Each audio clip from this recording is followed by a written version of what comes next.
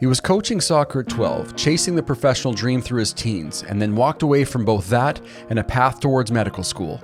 At 19, he started his first company. Today, he's co-founder and CEO of Sportified, building something in the exact world he grew up in. This is Owen McBride on the OverArch podcast. You are listening to OverArch. Owen McBride, you're here. Finally. We're just going to run right into this, and I really appreciate you being here. I'm always curious because you're a young lad, and you're just moving. Okay, Trying. Yeah, we all are, but you're doing a great job. So we're going to start with, where are we today in your life? What's your role? I know we don't need titles because I think you're wearing a few hats right now. And then I want to take a dive back to the younger person that you were, and sort of, we're going to see how everything sort of connects. I think you might be a little surprised how things are kind of like, oh, that makes sense. I mean, so let's just start. Owen, what are you doing today? What are you up to? Oh, geez. It's a loaded question. I mean, I think I'm doing a lot of things. I'll tell you what, I'm not bored and I'm not looking for anything to do right now. Nothing new. Moved into a new spot in November and finally out on my own and doing my thing. Vancouver's an expensive city. It takes a little while to get to that, but I think it's a kind of a new chapter. But you've got an entrepreneurial spirit. You're doing. So right now, what's the project you're working on? Let's talk about that. You're a CEO of this. You're a young CEO. Yeah. We're going to unpack a lot. We're going to sit in some spots a little bit so I can really get to the nitty gritty of it. 100%. But let's talk about you being the CEO of Sportified. Let's give us the sort of Cole's notes on that. Yeah, so Sportified is kind of a newer project. We've been at it for about 10, 11 months. Stems exactly from all of my playing experience within the sports world, and then even coming in through as a coach and an administrator, and obviously done some stuff with the other company that we'll chat about. But Sportified's all about creating a better opportunity for all of our kids within our communities. And as it relates to sport, for me, I'm just super passionate about giving kids the best experience possible. And you've had lots of people, we've obviously got people in our communities that talk about giving kids the opportunity to play in the best environment possible for the longest time possible. And I think that's what Sportified is there to support. I started the journey kind of boots on the ground and running programming and trying to do as much as I possibly could to give kids opportunities, and realized that from a scale perspective, there's only so much I can do in person. And so the natural pivot, which for a lot of people, they're going, well, what the hell are you doing in tech now? I don't know. That's kind of I'm figuring it out every day, but Sportified is, we're trying to create something that will support the boots on the ground facilitators. In kind of all of the different environments of youth sport. So sports has been a theme throughout your whole entire life. But before we get into that, I think we're at a fascinating time on this planet when we're using artificial intelligence into our workflow. So we just had a conversation before we started recording. You're using it quite a bit right now. Do you mind just dive into this as 100%. As sort of looking at building a new sort of idea from the grassroots in the last few months, how AI has sort of like helped you, or I mean, we're kind of taking a bit of a turn here with what I normally speak about, but it's fascinating what we're doing right now. It's also relevant. Very relevant. Very. So do you want to just talk about as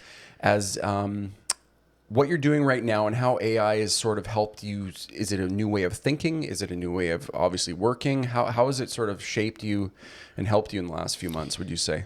Yeah, I think I've always been drawn to solving problems. And that's, I talk about that with everybody. And I think what AI is allowing people to do is to look at problems and build them into bite-sized components and then kind of reverse engineer and work backwards. And so I was totally the guy that started using AI at the beginning and asking it to help me write an essay in grade 12 or whatever that might be. And now that we're kind of progressing and things are changing, I think I've changed the entire way that I perceive AI. It's not about asking it to help you with small mundane tasks. I'm looking at it now and going, how can I break all the stuff that I do daily or that people within my teams do daily that maybe are pain points or that aren't working as smooth as they want. And so what we're able to do now is start to break them into small things. So I'll take a system. Maybe that's creating content. Yeah. And I'm breaking it down and going, what does that actually look like? What is creating content, right? Okay, we need imagery, we need copy, but then what are the skills that are related to that? And I think that's been fun. And about 2 months ago, I started digging really deeply into it. And Good for you. I've probably never worked so much in my entire life over the last kind of 60 days. You're going to have to. Right now, I think we're all sort of if you're going to embrace the automation and AI and how it's problem solving, you got to deep dive in, and you're going to have a huge learning curves. And I know as I get older, it's like, oh my goodness, school again. Like, school again. So I can just see the future. Well, it's every day. I use it as well. When you're are you finding right now with you brought up a good point here with creating content, because it's one of those things where we hear the word content, but we never dive any deeper than that. So working with AI, has it really opened your eyes more? Is it got probably more questions than answers? What's that been like? I feel like I'm in a never-ending feedback loop right now with AI. Every day I wake up and it either makes my life easier or I bang my head across the table and it's made something a little bit harder. I'm happy I heard that, because you're not alone. So I'm not a truther when it comes to AI. I'm trying to leverage the best tools and abilities that I can, but I'll be lying if I didn't say that it's also creates some issues. You become a little bit dependent on it. So it's that fine balance of going, what really moves the needle and what looks like it moves the needle. And I think you've seen it. We talked about creating like ecosystems and operating systems. You see all of these amazing things of going like, I built a Jarvis from Iron Man. I wake up in the morning, I clap, and I've got 5 screens that talk to me. Yeah. Well, now I'm spending 4 hours of my day talking to the computer, but I'm not actually getting things done. So for me, it's been, I bought a Mac Mini and started diving really into it. And then I think what happened is I went, okay, I'm going to spend every hour of my day building something really cool. Yeah. And then the next 30 days, I started testing it and realizing everything I built for the 30 days was okay. Yeah. And so now we're kind of redoing it. Okay. But it's at that educational loop though. You get it, right? It's amazing. You've had drive from a young person. So right now, okay, so that's AI. I mean, we could talk about that for a while. We might sprinkle it in here and there, but I want to talk about you've got a really interesting career path here, Owen, and I got some notes because with every guest I will submit a form and they answer a few questions. It kind of helps me structure the conversation, which has been fascinating because I do use AI for that. I'll say, okay, well, here's the questions. How do we formulate a story arc? How does this work? And then I take the old pen and paper, because it's a good, I mean, AI really helps me structure the story, but then I got to put my personal touch to it, because it doesn't know humans like we know humans. I don't think. I hope not. Anyways, with that said, as a young person, like you've always been sort of sports focused, right? Yep. It's sort of, and you find yourself now in today's world, you're in sports, but now you're adding the technology to it. So it seems like it's a perfect storm for you. You're happy where you're at right now. I'm loving it. Okay. I genuinely, it can be stressful, super stressful at times, but I wake up every morning with a problem that I'm actually obsessed with trying to solve. Okay. And I think,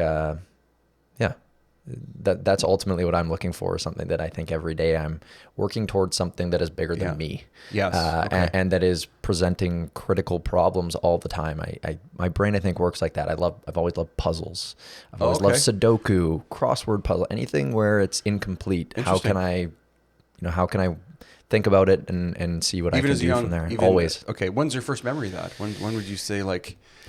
I mean, you could ask my girlfriend today. If I get into a puzzle, I'm locked in. Okay. And I can do it for hours. And so I've done that, I think, my whole life. And that's why I like AI. I called my parents like 60 days ago and I go, Mom, thank goodness that I did not discover computer programming when I was 7 or 8. I don't think I ever would have seen the sunlight. Yeah. And I think that would have been a very different sports career too. Absolutely. Because once my brain started moving through and seeing what's possible, I was like, oh my God, it's a never ending puzzle. Yeah. Okay. So how did sports sort of come into play?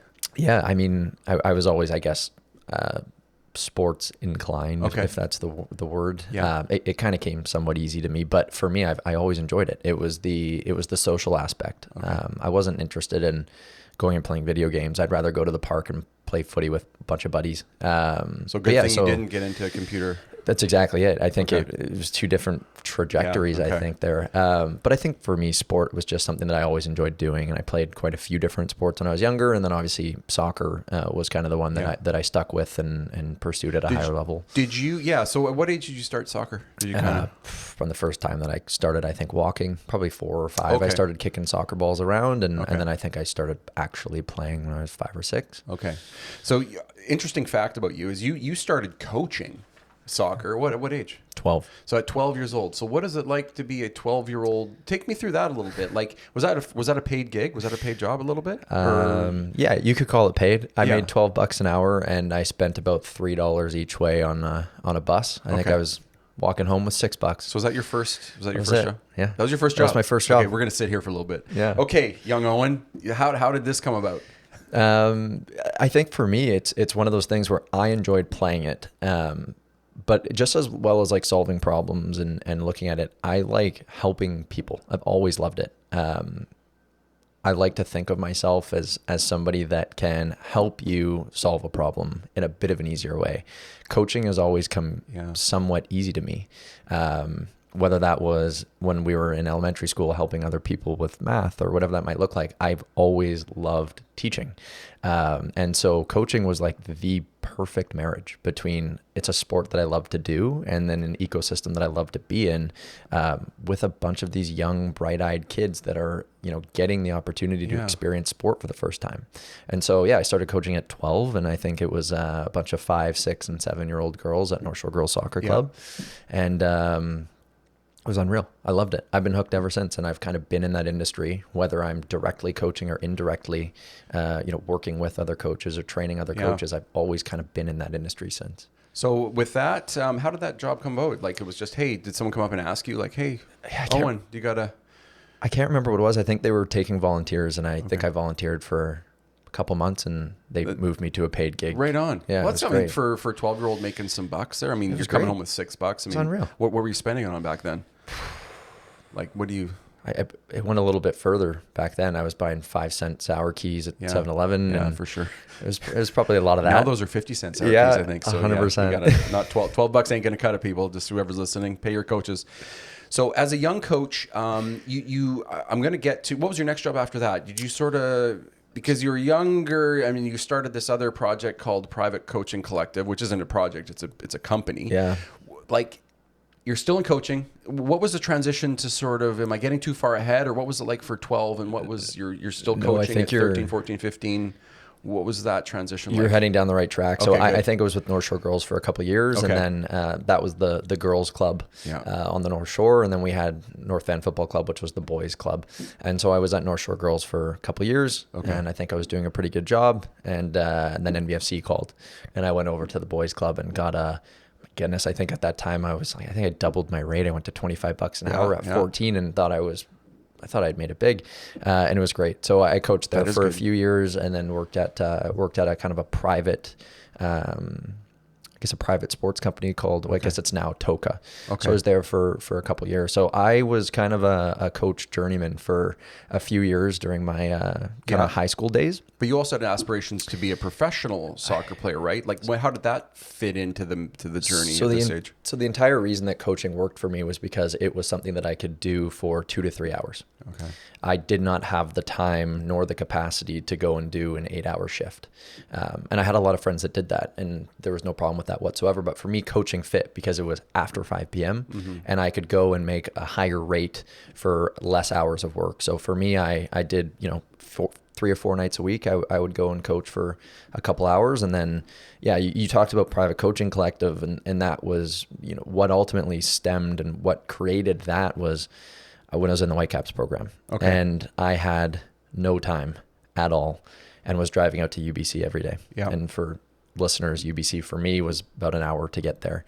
And I was spending $600 a week or $600 a month on gas. Oh, for sure. At 15, 16. So I actually started running private sessions. I looked at it and I said, well, I think I'm a pretty good coach. Yes.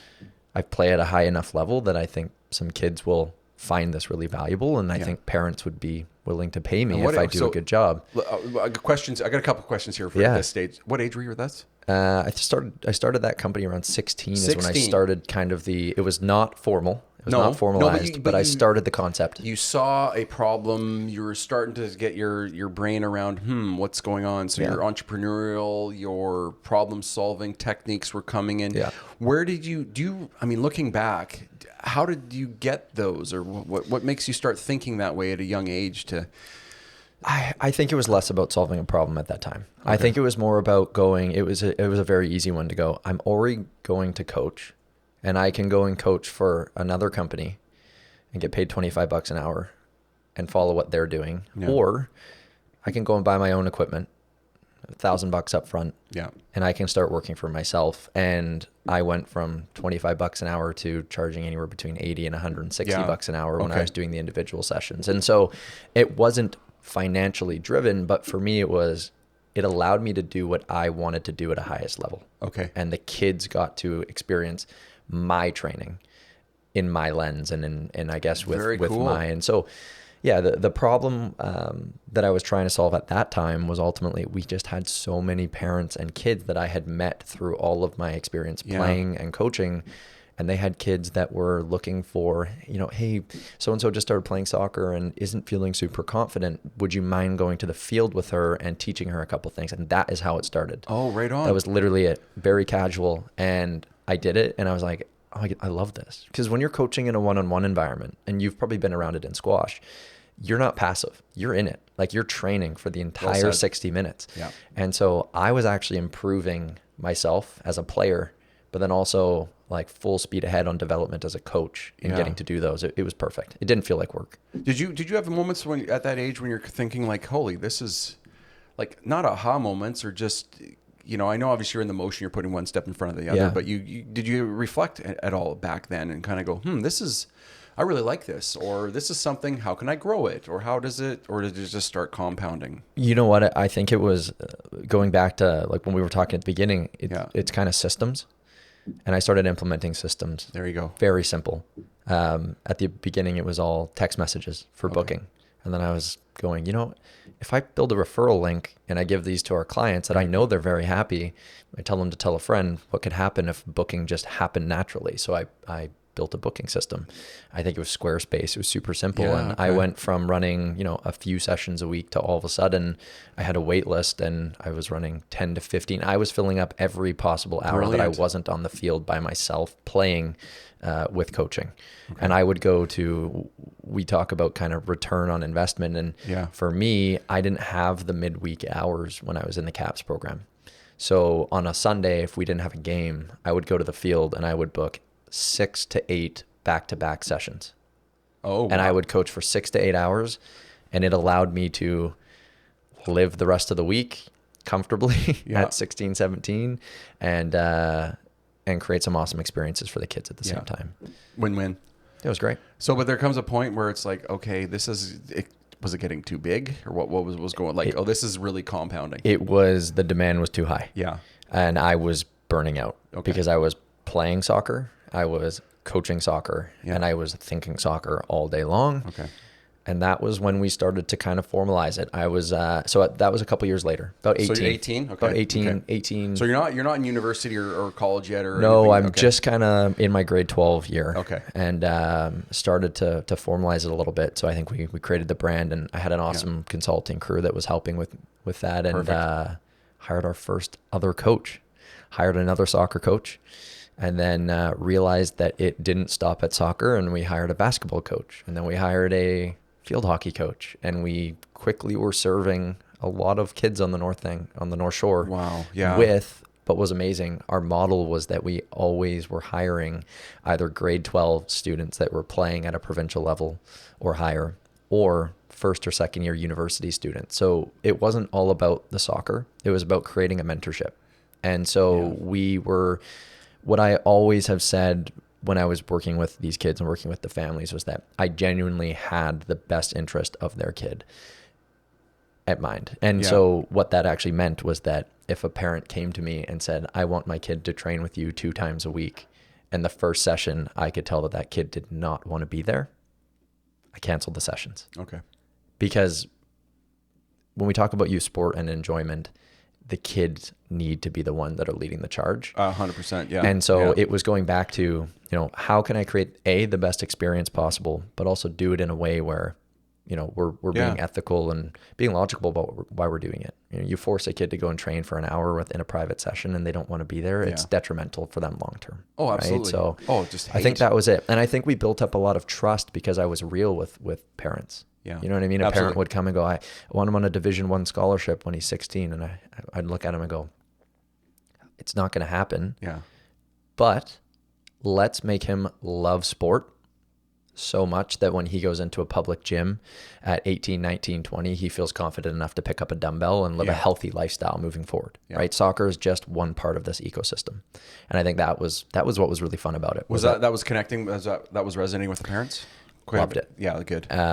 Loved it. Like that was probably the biggest part was that families, I think, felt like we were taking care of them. Of the kids. Yeah. Of the kids, like they're, and developing them long term. Yeah, and being transparent about the process. I mean, it's just a no-brainer. But youth sports right now is having some, I don't want to say issues, but there's a lot of conversation around the right way to do it because there's some wrongs and rights. But so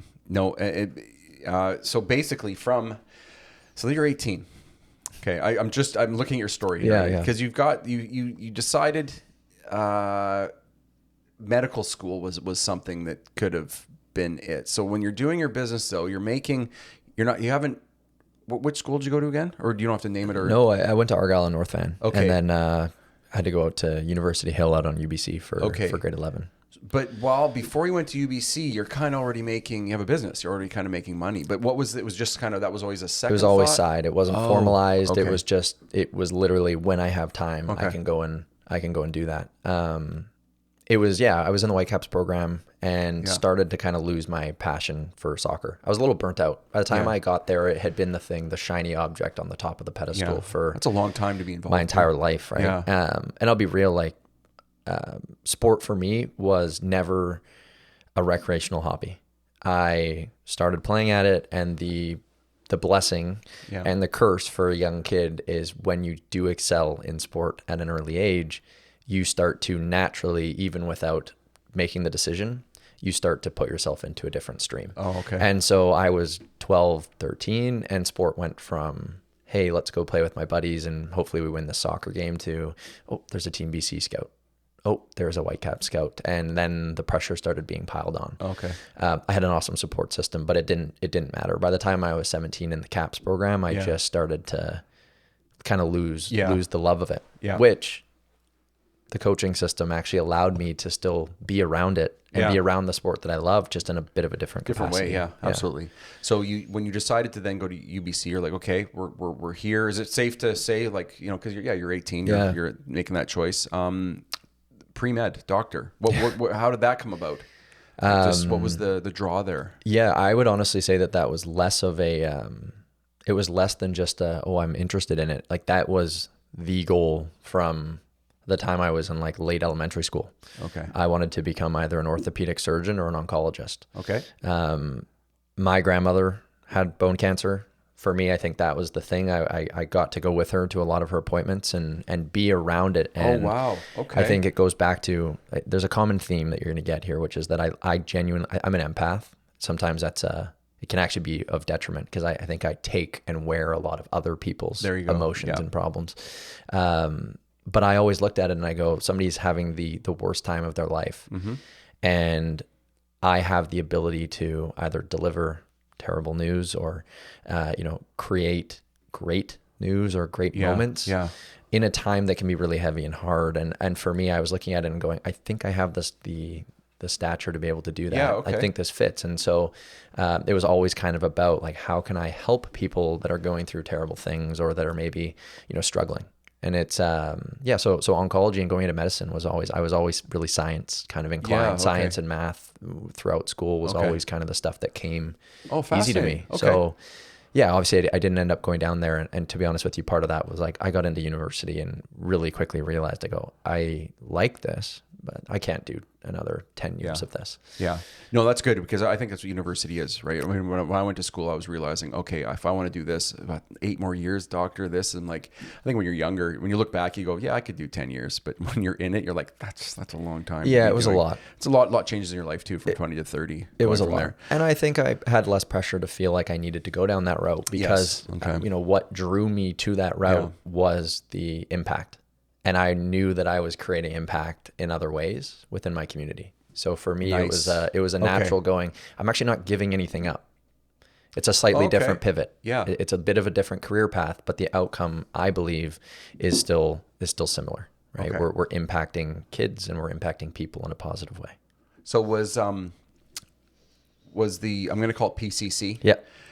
Was it still in operations while you're going to university? So PCC kicked off like heavily during essentially right as I got to university. Oh my so goodness. it was kind of scaling in the background, and then became pretty full on kind of during the summertime, right as I went to uni. And I was in for a rude awakening, because I went up to SFU. Cow. Okay.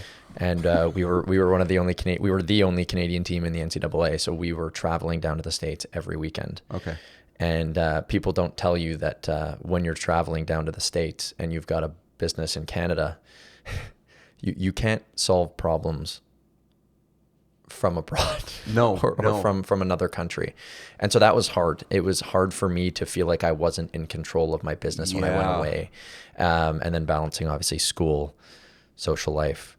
I've had a long-term girlfriend for 8 years. There was a lot of different plates, I think, that I was juggling at the same time. Oh yeah. You're while spinning trying to play. You're spinning some plates, buddy. Yeah. Yeah. Oh my goodness. There's a lot. Running a corporate or a business while going to university.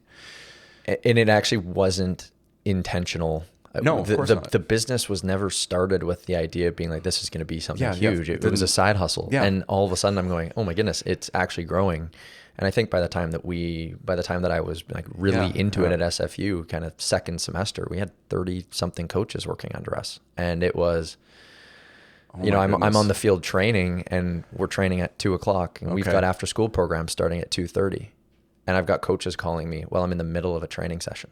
So it was a very weird one to navigate. Whoa. Keep going. The team and the coaches at SFU, thank goodness, were pretty supportive of that. But I'd be lying if there wasn't a bit of friction there, because it was a hard one to make sure that I was giving my all to each of the different things. Did you what was physically and mentally there? Was there any burnout creeping in there with that, or like that's a lot going on, Owen? The burnout was still footy related, the actual playing. Okay. So during that entire time, it was always the playing that kind of felt like I think chore is the right word for it, but it always felt like if one had to give, it was going to be playing. Yeah. And by the time I got to my third year, I had to make the choice. I was like, I need to spend all of my time on this business to really get it to where it needs to be, or I need to give it up and just give it everything I got in soccer for the next year. And I think at that time, I had built so much at that time over 2 years and given it so much.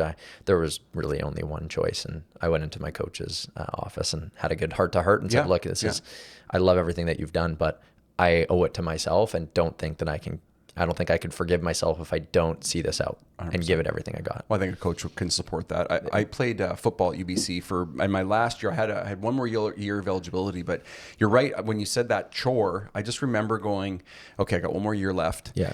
I know what it takes. It's 2-a-days. It's training. It's a full-time commitment times 10. Mm-hmm. And I thought, I don't think I could give it 100%. And I just know it's not fair to myself or the team or anything. So it was a tough conversation but you just kind of have that feeling. You kind of know, like, this isn't going to be your life career choice. I did love playing it, but once it becomes, this is a lot of work and not fun, it's time to move on. Well, and I had shifted my mindset by then already. I think I had, as I was leaving the CAPS program, I kind of realized that, you know what? If they offered me a contract right now, I wouldn't take it. Oh, okay. And that was, I think, the part of me that realized I love playing footy, but I don't want to play it professionally. Yeah. And so for me, I'm looking at it and going, well, if I keep building this, I'm not going to be looking for a job post-graduation. So let's do it. Yeah. Another problem solver.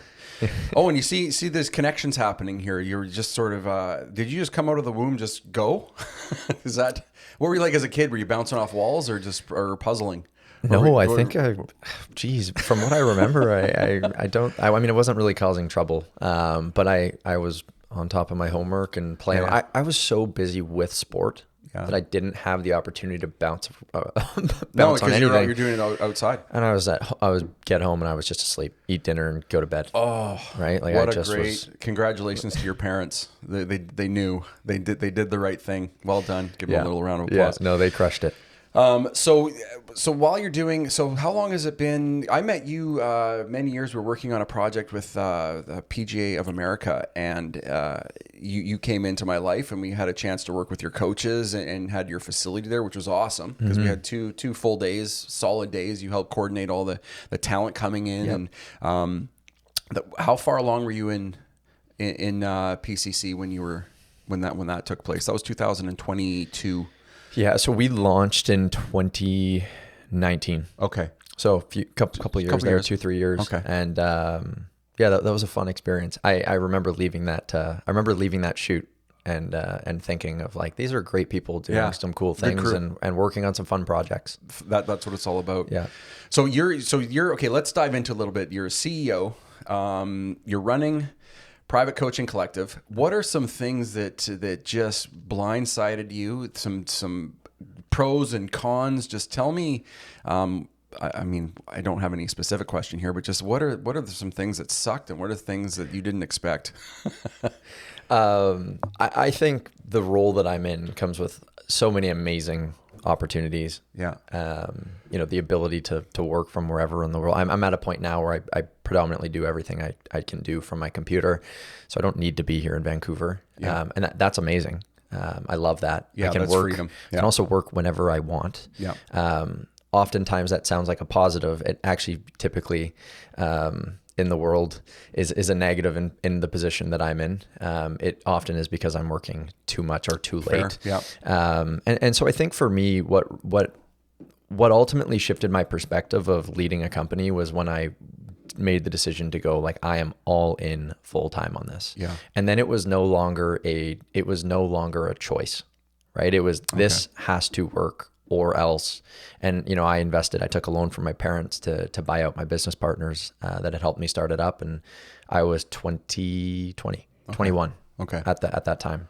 Took a $50,000 loan. And that was when it was all of a sudden like, oh, this is serious. And I think there's amazing components. I get to meet and speak to so many cool people doing so many cool things, and the networking component and going out and meeting amazing people doing things.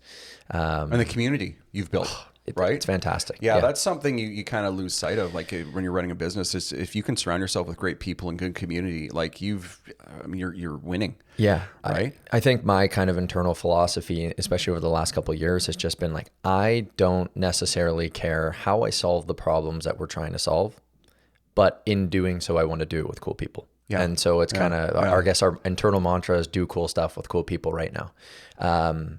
I think when you start to have the choice of what you want to work on daily, you start to realize you're like, why do I want to spend time on that? Yeah. Right? Like that doesn't actually interest me. This is a problem that I'm obsessed with. Like I want to fix that problem. Yeah. But I think it's glamorized. And we talked about this. Absolutely. And so like, let's just generally speak here, because you have an entrepreneur mindset as a CEO right now. Mm-hmm. What are some things that just looking back, at the end of the show, I always ask people like, let's talk to your younger self, but I think we'll talk to your younger self a couple times here. Advice, or what do you think are some skills that really help kind of as you're recognizing you had burnout, which is really important, I think, with the professional sport angle, and saying, no, this is the direction I'm going to go. What are some skills or some things you maybe picked up along the way as a young person that help you now, do you think? I think it's leaning into support is like the number one thing, and realizing that your people are everything, whether that's the people that are directly working with you or whether that's your family or your significant other. It's realizing that you are hooped if you do not have a support system. And when you start to feel that extra stress, and your mood changes, or you're a slightly different person during that day because you're just having a bad day and things are going wrong. If I could go back and say, hey, Owen, just a heads up, I think it's probably to say like, things are going to go wrong. They're going to go horrifically wrong. You just have to understand that you don't have an option. Just put your head down and grind. Because I mean, I almost quit that company 4 times, PCC. And we're at 6 and a bit years now of operating, but I would be totally lying if I looked at you and said that we grew linear. Like, not at all. I mean, we've done this up and down more times than we can count. COVID almost killed us. Yeah. You know, I came out and during COVID, I didn't pay myself $1, and I had 14 grand in credit card debt at 19. Yeah. Right. Like it's far from glamorous. And I think that's sometimes the thing is understanding that you have to be resilient and you have to communicate with the people around you when things are not going well. As soon as you kind of put your shell up and you try and keep everything internally, they're noticing. Just talk. Just tell them, hey, things are not going well right now. And I think that is the thing. A lot of founders, I think, have an ego where they need to feel like everybody thinks that it's working. It's not always working. And that's part of it. That is part of it. Yeah. And that's really well said, because you're right. There's a roller coaster. It's emotional. You can go as high as you want. You can go as low as you want. One thing I've always noticed, I started a video production company way back, and it's just the emotional strain you can have. You just kind of have to stay sort of even keel, but the communication when things are going wrong is so crucial. Full transparency. You've got to be. You can't bottle stuff in, especially with your significant other. I think that's and thing of what I've realized over the last few years, especially as I start to transition more into adulthood, was the understanding of like, this is not a me and them. Like, we are a team. And when I'm working till 11 p.m., it is just as much of a sacrifice on their side, right? And I think somebody should write a book on dating a CEO, because I think that's one that a lot of people could do. I'm going to clip that, and I'm going to start with Claude here later. Because you don't. Oh my goodness, you're so right. Yeah, we've had lots of dinners dating that have been ruined. CEO. You heard it here first. That's your first book coming out. Or a good story, probably a good one for you to start with would be I walked into a taco place. We were so excited to go, and we'd been a restaurant. We were looking at it. We drove all the way over. We walked in the door. I am stoked and I am starving. My phone goes ding. I look down. I get an email. It was not a good email. Within 5 seconds, it was like, and I'm not hungry. I looked at her and I go, we'll come back next weekend. I cannot eat right now. Oh no. Right. Yeah. And I think that's the thing. Like, that's a Saturday. And I think that's when we talk about kind of glamorizing the role of a founder. It's such a thing that people put on the pedestal. It's amazing, but it comes with a lot of trade-offs, and you just have to be willing to do that. Yeah. Incredible. Yeah. Especially, I mean, we always hear, it's everyone start your own business, but you just be prepared. I think, I don't even know how to be prepared when you start, right? Just be prepared for a lot of ups and downs, more downs than ups. Like, I remember I clipped, when I first started my company, I clipped a little piece of paper from a business in Vancouver magazine or something. And it said, you're going to get 12 no's. You might even get 20 no's before you get a yes. It's like, oh, really? That was number 1. Yeah. And it gave me like 10 things, like, okay, how to look after yourself. But the number 1 thing was, you're going to get 20. I think it was up there before you get a yes. 100%. I would honestly creep that number, especially now in tech. It's probably closer to 100 to 1. Oh, absolutely. But I do think the one thing that you have to go back on, and before we move to anything else, is that what I've been trying to do recently is understand and kind of just zoom out and go, I'm in this world where everything around me feels like it's moving at a million miles an hour. Yeah, good for you. And I'm in my own world. But when all those things that are stressing you out and that are stressing me out, when I zoom out, I go, things could be so much worse. I have such a good thing going on. It doesn't mean that the business has to be crushing it, but I get to wake up every day and work on something that I am interested in working on, right? And so this problem is short-term stress. And what's the worst thing that can happen? My business blows up and I go and get a job. Yeah. It's do it while you're young. And it's kind of my philosophy of like, let's try it. Let's see what we can do. Oh, you have to. Yeah, for sure. As I get older too, it's interesting time though, just back to the AI though, I do feel it's a reset. I really do. Like I just turned 51 this year, but I am like, there was one chapter before and now we're in this whole new launch. Mm-hmm. So I feel like the second year university again, and it's wild. Yeah. When I look in the mirror, I go, maybe not so much, but my feeling is exactly like that young, like 18, 19-year-old right now. It's wild. Does AI make you anxious? It just makes me anxious to a point where I've got to get into it and sit down with it, and I've got to put the time into it, and I've got to learn it. Yeah. That's the anxious. It's just I need to book my time now because I've got a family, I've got responsibilities, I've got, weekends are booked. So I know I have to block off this much time. And if I, say if something happens, I've got to go get my daughter from school. Yep. My time just ran out. I don't have that time anymore. That's where my anxiety comes. So I just got to breathe. Sense. And then, and it's hard for me to work at 1 and 2 in the morning anymore. Of course. That's old. Well, the reason I asked that is because for me, it's changing so fast. That too. And so you almost have to be mindful of the fact that it's very easy to wake up every morning, hop on X, see some sort of announcement and feel like everything has changed. Yeah.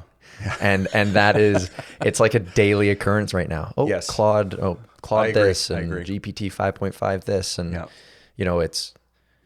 it's a crazy world that we're in. It's crazy. It's a wave. I mean, not to be cheesy here, but we're riding the crest of this wave, and it's just like, are you going to roll with it to the beach, or is it going to smack you? Is it going to crash into the sand? And you're like, with the amount, and every time I even open the internet and start browsing my YouTube, there is the new thing, the new this, new update, new that. I got to dial myself back down and go, okay, that's great. I'll get there later. Like how many tabs do you have open? Like too many tabs. Yeah, same here. I'm going to pin this one for later. Too many tabs. Yeah. My bookmarks on X and LinkedIn are just, I know I'm saving it and never going to go and look at it. Yeah, same here. Same with Instagram. But it feels like I should. But I do, so to answer your question, I do feel anxious, but it's a cool anxious because like every time I sit down with AI and I realize, okay, like for this podcast, I'm going to be automating everything I possibly can. So I've got to hooked up to my Google Drive, my Gmail, also to my DaVinci Resolve, so I can do my clips faster. It does all the closed captioning. That's in there. You just kind of go transcribe, add closed captions, and then you just, like me, I remember back in the day, you have to hire a transcriber, and they would go and listen to your audio and type as they go. I mean, that's not a job anymore. That's gone. But it's just exciting to see what it can do. And then, of course, you sit down with it, and then it gives you more ideas. And then there's, oh, really? I don't have much time left, I mean, I've got maybe 40 more years. Exactly. Right? And I think that's the thing of there's so much opportunity, but I think it's still kind of narrowing your scope and making sure that you're not too distracted with the noise, because there's a lot of shiny objects right now. Way too many. Yeah, I got to dial it back. So my ADHD brain sort of flies around. So I want to talk about, Private Coaching Collective, you're doing it, but then you decide, once you brought in Sportified, or is that fair to sort of start to transition into this? Because, Private Coaching Collective, PCC, I'll call it, is doing pretty good. Yeah. Still growing and scaling, and we've got a fantastic So stop there. Team. So what happened here? Things are good. Yeah. But you decided to throw more, Let's talk about that a little bit. Impact. So we've had the opportunity to work with thousands of families across the Lower Mainland over the last few years. We pivoted away from doing the individual small group stuff pretty quickly. Realized that while an amazing model and creating cool opportunities, it wasn't at the scale that we wanted to. So a few years ago, I set a goal of helping 1 million kids fall in love with sport. That is like my internal driver. Okay. And what I realized is that the in-person service businesses are fantastic. There's absolutely opportunities for us to do amazing things. So when we were looking at the individual small group model, we realized, okay, we can keep doing this, and financially it might be good. But the people that are actually needing the help right now are in our public system. So when we look at community centers and when we look at education systems, those are actually the populations that are needing support. And we looked at it really quickly and said, well, what could we do that combines what we've been building over years in the sports world with, how can we meet them in the middle ground? So we started running after school programs.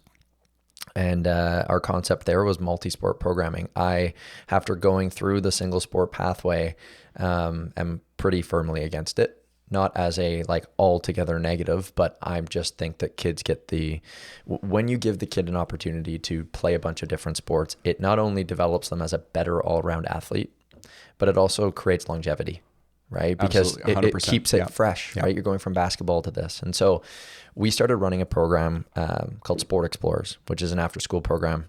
We primarily run on the North Shore, but we're in Burnaby, Surrey, a couple other districts. And this is sort of a division off of?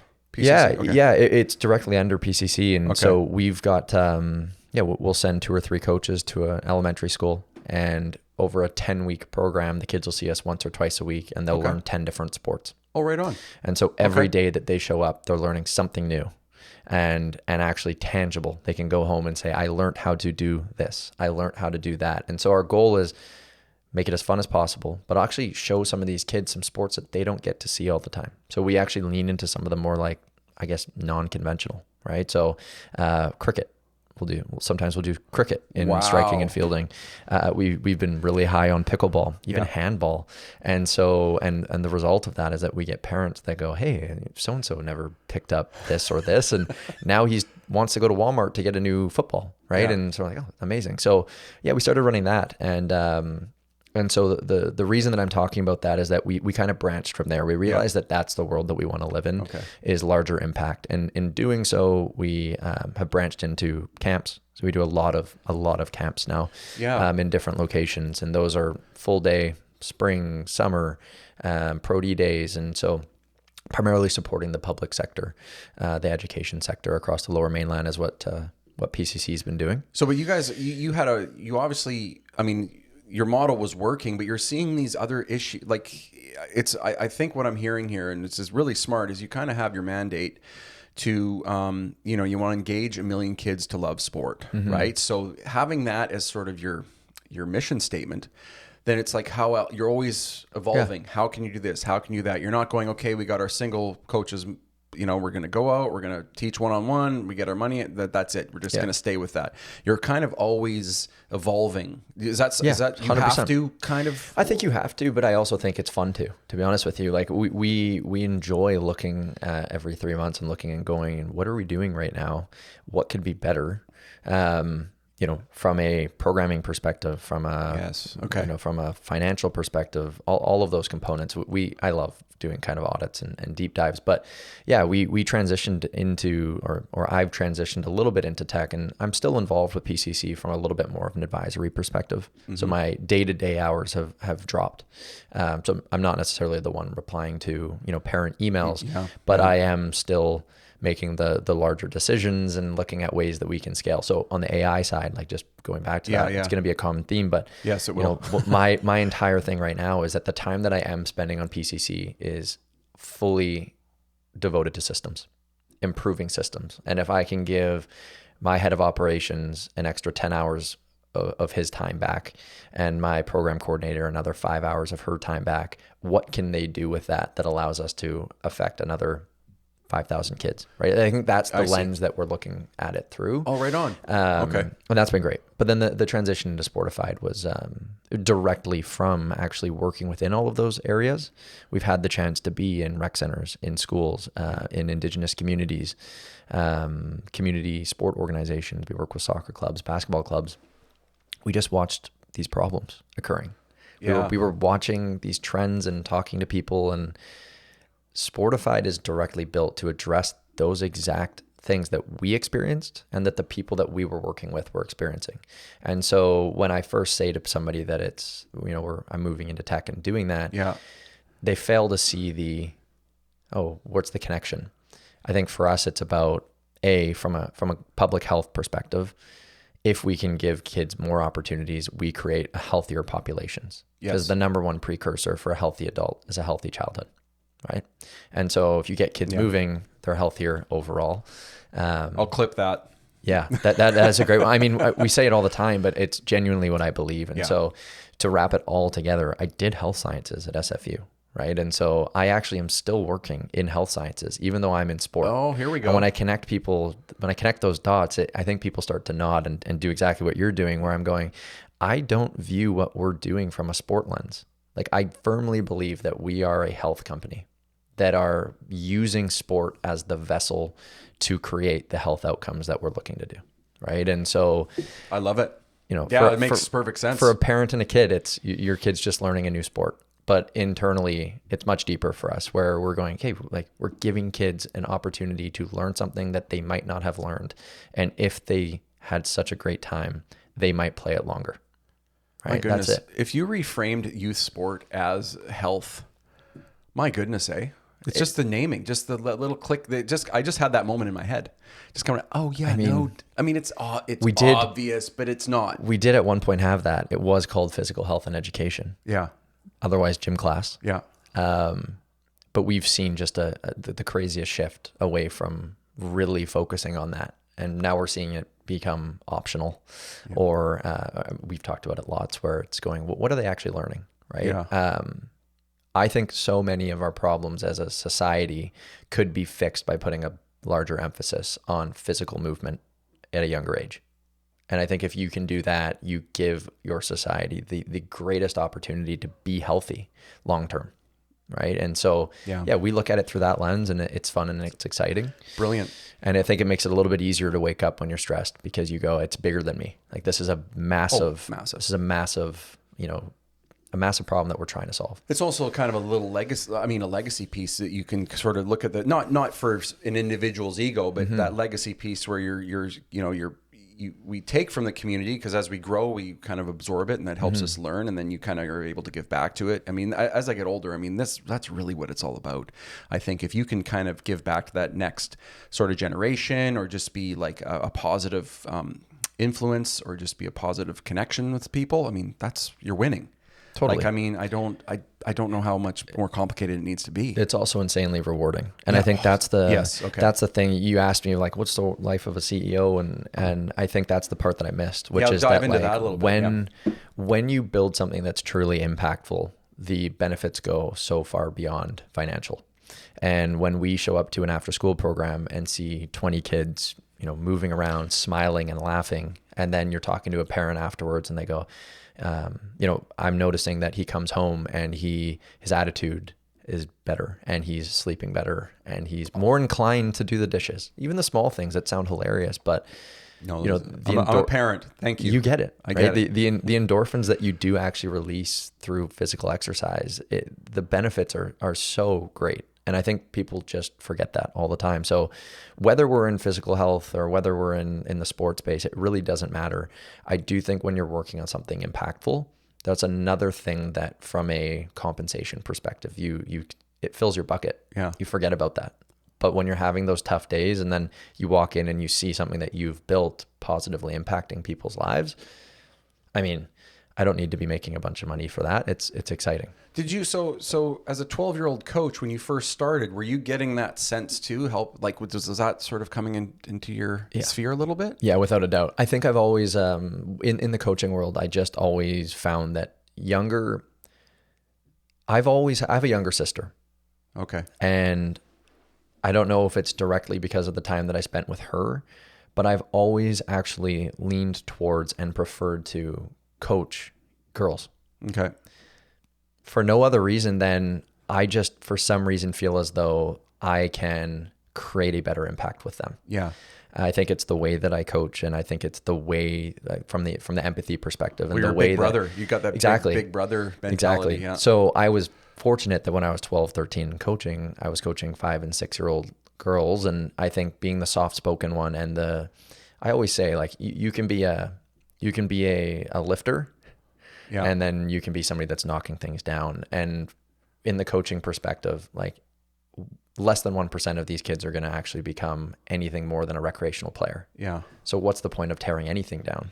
And I think I've always just had that confidence first mentality of going, I just want them to leave maybe 1% better, but 10% more confident. And I think if you can do that, it creates a amazing environment that I think kids were excited to come in and work with me. And then I was hooked. Right? Like, when you can feel that people want to be there, not only for the programming, but because you're, I think, impacting them, you're kind of hooked on it. Do you remember the first time a parent came up and said, "Hey, this is working," or did you get any good feedback when you were a young coach? So when I talked about kind of taking care of people, right? There were so many stories. We had so many kids that came to us and were on the verge of quitting. Or going, I had a coach that, ruined his confidence, and we just want him. And it was amazing because we actually had parents that were realizing that, okay, I just want my kid to enjoy sport. That's it. That's what ultimately matters here. It doesn't matter how good you are. If at 14 you decide to quit, then what's the point? You have to keep them in sport long enough to even see if they're good enough to go to the next level. So when parents started to shift that mindset, we had a lot of parents that would come to us almost like a repair center, for lack of better terms, of going, hey, do you think you can just allow the fun to be the centerfold? Yeah. Right. And when that started to happen, that was crazy rewarding, because you'd have kids that came to you and were miserable to show up, but they wanted to be there, but they just soccer wasn't their thing, or it was feeling a little bit heavier than normal. Yeah. And as you started to see them lighten up and then go back into a different team environment and excel, it was the best. Yeah. You can't buy that. No. That's incredible. Yeah, a repair center. Jeez, Owen. That was, I got to think about that for a second. That's pretty wild. Yeah, it kind of is. And then just giving that light back to them, right? Just to play and have fun. Yeah. Because, this show isn't about me, but I played sport young and I loved it. And I'm still at my age, still playing it. I mean, I got to train. Yeah. But because of that youth sport and multi-sport I did, I absolutely loved it. Yeah. But that's really cool that you, you kind of help those kids kind of find their sport again, right? Because it is a lifelong thing. Totally is. Like it's I hope we're getting to that place here soon. I don't know. When I grew up, it was just, that's all it was. We're just out in this is pre cell phones and stuff too, right? It's pre iPhones or smartphones. So, I mean, our parents just kicked us out. We couldn't come home. They just didn't want to see us. So we had to play. Different time. It's shifted a little bit. It's a little bit, yeah. So now that you're with, what are you finding now with Sportified, CEO, that are some things that are surprising you as you're evolving with the new technology, the demand, or what are you finding right now? I think it's really easy to be like distracted by all the shiny things right now. Yeah. That's the thing that we've realized with Sportified. When we first started building it, we were, so what Sportified's actually building is, when we look at lesson planning as a whole within sport and recreation, it's typically a PDF document or a large library. Okay. Hey, here's 1,000 exercises. I want to go and teach pickleball. I'm going to look it up on YouTube, and there's 500 videos of things that I could do. I always like to say that we've never, ever, ever had a resource problem in youth sport and recreation. So if I want to learn something, there's a billion places I can go and look. The problem that we have, and that I think we're going to have more of as resources become more abundant, is a context problem. And so Sportified is trying to build a layer that will solve that context problem. And what I mean by that is that when I give you a lesson plan and it's a PDF document, it's static in nature. You show up to the field and you've got a plan, and that plan is built for the perfect scenario. Okay. You rock up to the field, and 5 minutes before practice, you get a text message that 2 or 3 players are no longer showing up. Or, as we've all seen it, I know you've seen it in community sport, the field's double booked, or your manager forgot the soccer balls, or whatever that might be. And now you've got a plan that is static, but the environment's dynamic. And so what we're trying to solve is the context problem around youth sport lesson planning and execution. So when we build lesson plans through Sportified, it is built tailor-made for you, your group, your environmental constraints, the number of kids that you have, the size of the space, the weather, the equipment that you do or don't have. And so the final product that you have is that you step onto the field knowing that the plan is actually built for you. And the next part is that when something changes, because it inevitably changes. Yeah, for sure. We are there to support you with that quick pivot. Oh, cool. Okay. Right. Yeah. And so, it's been a fun one. What I think we have realized in building it is that it is an insanely hard problem to solve. There's a reason that it hasn't been solved in the way that we're trying to solve it. Oh, okay. It's just like it's like peeling back layers of an onion. You feel like you've solved one thing, and then all of a sudden you realize there's an edge case to this or an edge case to that. And so I think for us, that excites me. Okay, good. I was going to ask you, like, where's your anxiety come from? You know what? I look at it and I go, if we were trying to solve an easy problem, then it's not a business. Okay. For us, in the world of tech, I think if it was not a problem that was truly hard to solve, then it would have already been solved by now. Yeah. So I know that, whether we're getting there or whether we're not, we're going to give it everything that we got to do it. And I think we're going to try it in our way. I have an idea of how we should solve it and how this should be done. And we're going to just be authentic. So we're going to stay laser focused. Yeah. We're going to ignore the bells and whistles, and we're going to do it our way. And if it works, we're going to impact a lot of people. And if it doesn't work, at least we can say that we gave it everything that we got, and we did it in our way. Yeah, in your way, but something always offshoots. I mean, you can never say it's a failure though No. if you're doing like, you know, that's No. I've said that a few times on, or maybe I haven't. I'll check back, but I just, as long as you are doing, I mean, what is failure then? It's just failure is not doing anything about it. That's what you're failing then. Totally. But if you're doing it, you're fine. And a lot of things will offshoot, and as technology advances, we're going to figure, oh well, that's going to be something new. But you're right, staying focused, not looking at all the shiny things, is so critical right now, and that's what I'm finding. I've really got to hone down. I did the other day get rid of a few browser tabs. Yeah, So there you go. I've got 10 that it's just, they're there. Cutting Okay, them. let's focus on Nice. that. And then even after this, I've got to edit this. And then I got my my AI course I'm taking. So I'm doing all that as well. But Yeah. it's true. It's an interesting one. I think for me, one of the things that I've been trying to focus on over the last little while is just actually prioritizing time for deep work, or for nothing, which I think a lot of people forget about. So I think as a founder, you have the feeling as though you need to be doing something all the time. Oh, yeah. And when you do that, you forget that somebody has to steer the ship. And sometimes the best use of my time is not sending emails. It's actually hopping on a mountain bike and disconnecting and giving myself 45 minutes to just be in my own brain. And some of the best ideas that I have had is when I actually just prioritize some time to just be in my thoughts, right? We came up with the concept of Sportified, and it has pivoted 75 times since we first built it. But the fundamental problem that we're solving is the same.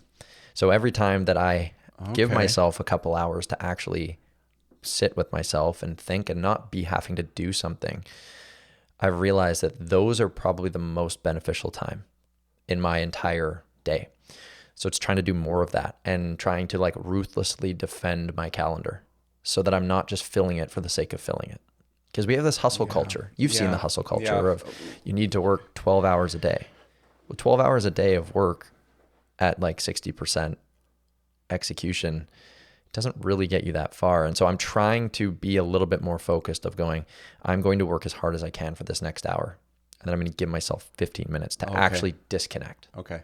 And then hop back right into it. Yeah. Right? That's good. That's good discipline.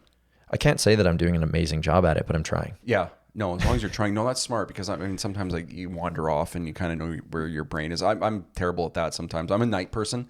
I get a lot of work done at night. Yeah. But during the day, you're kind of like, okay, scatterbrain. But I am starting to set my calendar and timers and knowing, okay, sometimes I disconnect my Wi-Fi, because then I can't do things. It's just I can do the work on the software, and then the Wi-Fi is not there. So it's just like I've got to really dial in, because it's harder more than ever. There's way too many shiny things. It's really hard, and way too many things you can go. I'm going to try this. I'm going to try that. I love video editing, and there's always the new effect you can try. Right. So that's pretty wild as well. So as a CEO now, though, looking back, we're gonna talk to the young person again. How is it managing what you're doing now? You don't have kids yet, do you? Nope. Okay, so that's gonna change things. It always does, right? I spoke with a few guests too, and it's as we do our career journeys, and we sort of a lot of forks in the road. Once the family comes into play, that's a huge decision factor on what you're going to do and when you're going to do it. Because you're right, like as we spoke about earlier, you mentioned your team, right? It's not just about you, and it can never be a singular thing, right? No. And that's, I think, what a lot of people don't understand. Maybe they do. As a entrepreneur, it takes a community, right? You need help, you need mentorship, you need connections, you need to just foster that community. Your younger self. Let's just sit here. I'm going to see how I can form this here a little bit. We're doing great. We already have an hour in, so I'm happy. I normally just look down at the time here, because I want to make sure we're at least an hour. Yeah, of course. I usually go an hour and whatever. I'm having a blast, man. You doing no good? Stress. Okay. Because there's a lot of things I kind of want to learn here. Yeah, so let me just look at my notes. So pre-med, I didn't know you did the pre-med. That's pretty well. But now you're doing the health, so it all makes sense. Yeah, it's still connected. Isn't that great? When did you find out that all this was connected? Like, are you having epiphanies now as we're talking, or you just kind of go, you have a lot of self-reflection on your bike sometimes, right? It seems like you're a thinker. Yeah, we're out on the golf course. I love golfing. Okay, I have it right here, golfing too. Get me somewhere where I can just be disconnected from the devices for a little bit. Golf is like, you got to balance golf and doing a business. That's a hard one. The 4 hour or 5 hour tee times are hard to come by these days. Like 45 minutes, you start to get antsy after an hour going, I should be doing something. You ever get those? So that's been my problem. Like I have a hard time on vacations. Okay. Like a really hard time. I tried to disconnect last year on a 1 week vacation. Okay. Tried to turn my phone off and just not be even remotely involved, and I actually could not do it. I that was the worst anxiety I've ever experienced in my life. So what I realized is that for me, if I just check in for half an hour in the morning, I know that things are moving forward and no one's waiting on me, and then I can go and relax. I think that's fair, no? Yeah, that's totally kind of fair. I don't think you need to disconnect. Like we're in a world where, if you can just sort of, check your emails. The worst I think is anyone like going on a holiday for a week or two and then coming back to 3,000 emails. Like that's it's like elevated Sunday scaries. What's that? So you don't get Sunday scaries? Sunday scaries, it's like 3 p.m. on Sunday, and all of a sudden you go, oh God, I have so much this week. No, that's me every day. I have Monday, Tuesday, Wednesday, Thursday scaries. So. I have less of Sunday scaries because I work most weekends, but I Same think here. That's funny, Owen, because I purposely work on Sunday just so I don't have that. Lighten the load. Lighten the load. I kind of skim through the weekend just dabbling, so I'm not like, that's funny. I at least 2 hours on a Sunday. It makes a big change. Yeah, it does. Yeah. Because then Monday never comes. Because totally. Monday never comes. Yeah. Dude, I don't know if that's dangerous or good. Yeah, I don't know. I think it's from like a work-life balance thing, like that's a hard one in general. Yeah.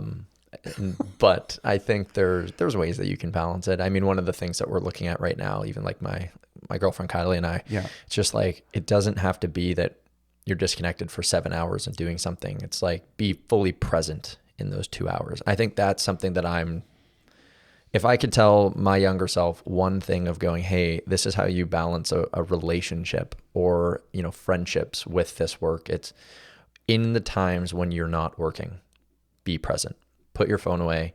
And I'm saying this as somebody that is terrible at it, but it's actually something that is so critical.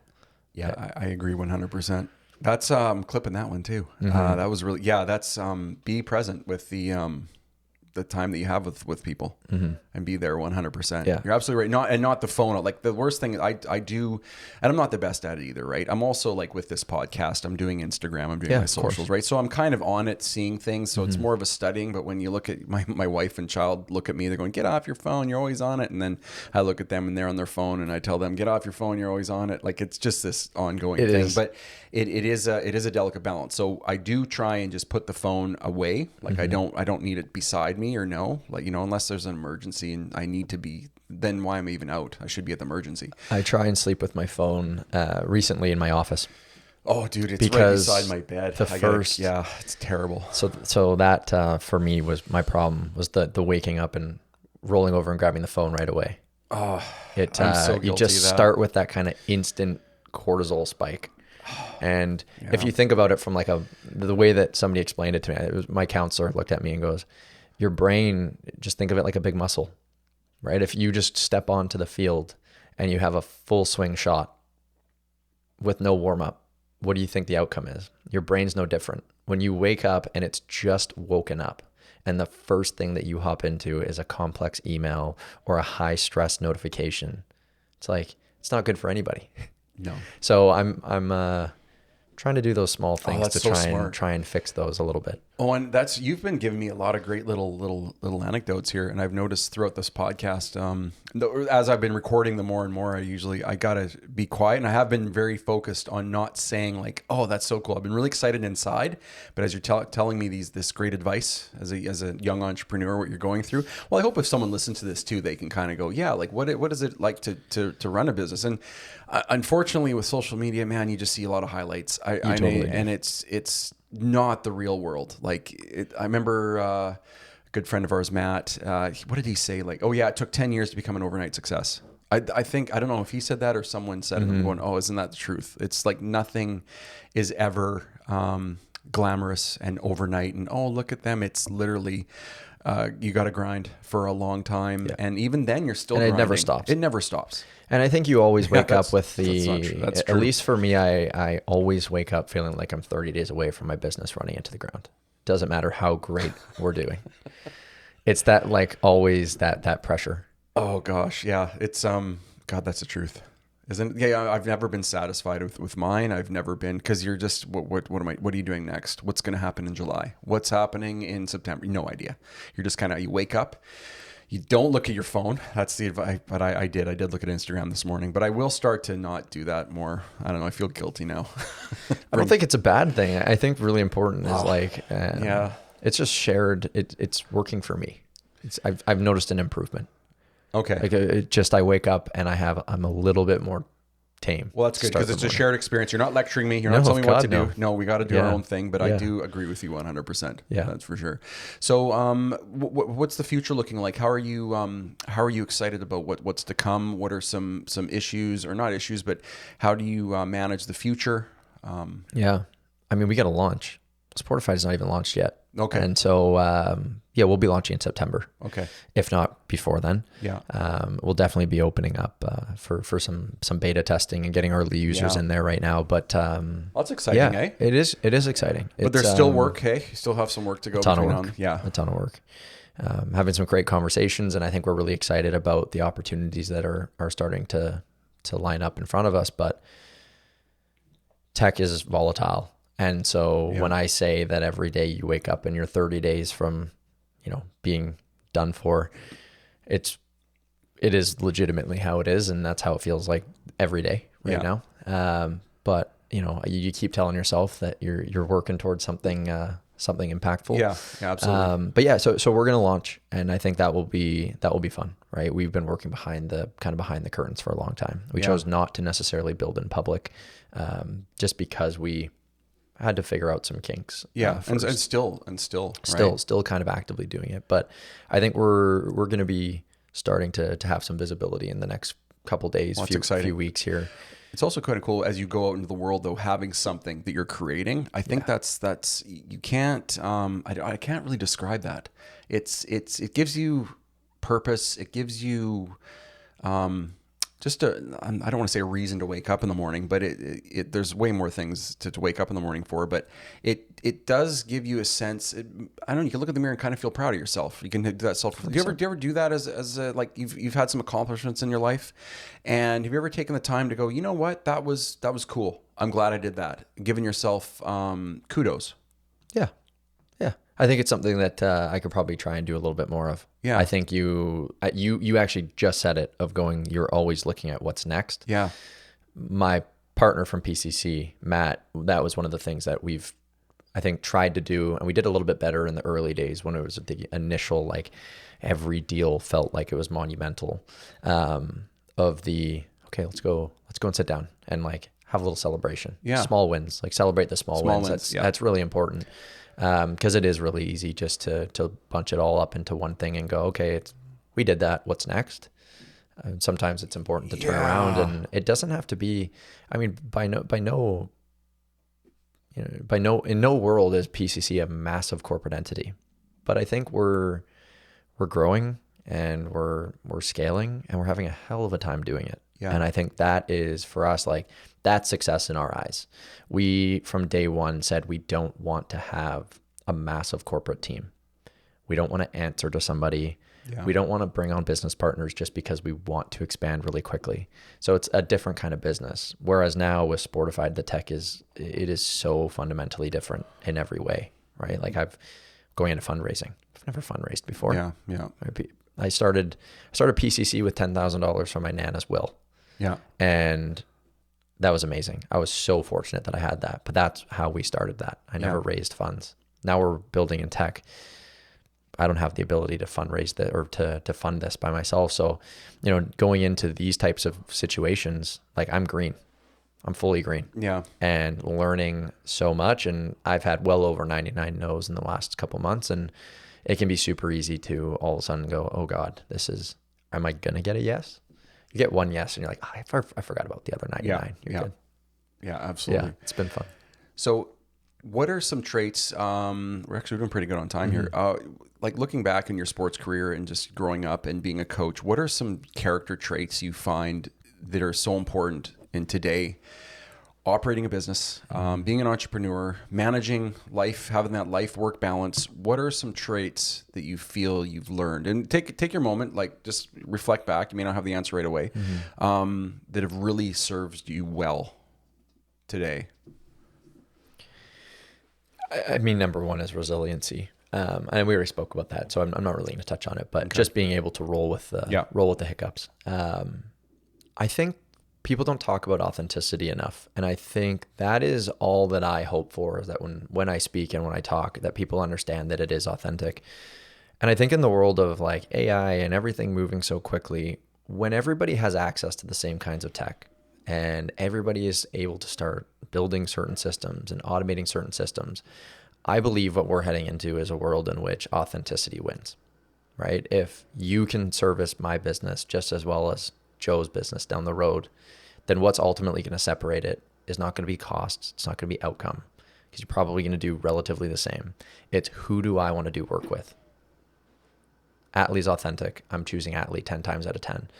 And I think that a lot of people forget that.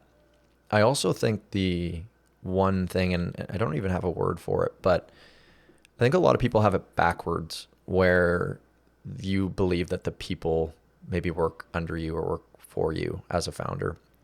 I totally had that mentality at the beginning. It wasn't to say that I did anything differently with it, but I think the longer that I've been in it, the more I realize that you have to take care of the people that are underneath you and that are doing this. Without them, absolutely nothing occurs. It is actually the exact same philosophy behind Sportified, which is that, when you are looking at the entire sport ecosystem, it's not the operations team that is creating an impact for the kids that are boots on the ground. It's the coaches that are actually in front of 20 kids at 7 p.m. at night in the pouring rain after working 8 or 9 hours that day. So just as the sport ecosystem needs to pay a lot more attention and support the facilitators, I think every business needs to understand that at the end of the day, your people are everything. And when you take care of them, they take care of you. And I think from a PCC perspective, probably the thing I'm the most proud of is that we've never had somebody ask for a raise, because they just got the raise because we recognized they were doing an amazing job. Right. So I think if they have to ask for one, then we're not evaluating at a high enough level, because if we are evaluating every day, then we're giving them a clear path to, this is how you get to that, right? You develop here and you improve here. And so I think it's just people first in everything that we do nowadays is going to become more and more important. Not that it wasn't before. Yeah. No, I can't agree with you more. That authenticity, and being a real human being, right? I think that's the next phase of what we need to be. Yeah, and I think even last one for you, and this, I'm actually curious because it's fun to talk to you about it, because you every day are working at something that you're passionate about. Yeah, I think I am. Yeah, I am. I just work, but you work. Yeah. But I think if you maybe asked, 20-year-old Atlee, and said, "Hey, this is what we're doing now," you'd be probably like, "Oh, that's pretty cool." Like 100%. Right? Yeah.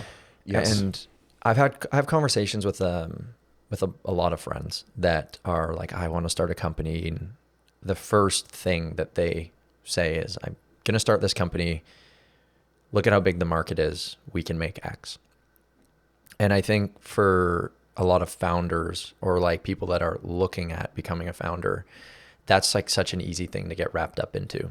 But I think when you start a company for that purpose, 4 years down the road, if you get that far, you all of a sudden start waking up in the morning and realizing and going, okay, I'm making some money, but do I want to be really spending all of my time on this? Oh, yeah. And so it could be to detriment for me sometimes, where I know there's probably quite a few different opportunities that I could maybe take and go and do something different and have a different lifestyle. But I think not